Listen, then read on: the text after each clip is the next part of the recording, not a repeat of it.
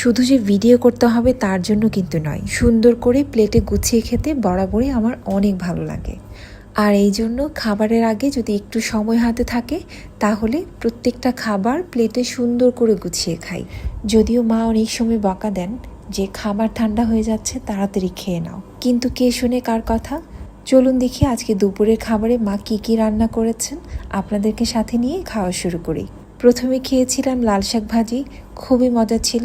আর এই যে দেখছেন করলা ভাজা, আপনারা অনেকেই হয়তো বা এভাবে স্লাইস করে করে একদম ডিপ ফ্রাই করেন, খুবই মজা হয়। আমার মা এটা খুবই ভালো বানায়। তবে করলা ভাজি আমার খুবই ভালো লাগে, যেভাবেই খেতে দেওয়া হোক না কেন প্রচণ্ড ভালো লাগে খেতে।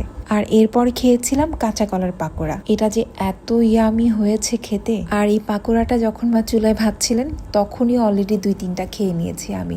গরম গরম এত খেতে ভালো হয়েছিল, জাস্ট অসাধারণ। আর এখন ভাতের সাথে খাচ্ছি, খুবই ভালো লাগছিল খেতে। এরপরে খেয়েছিলাম আলু দিয়ে শিং মাছের ঝোল।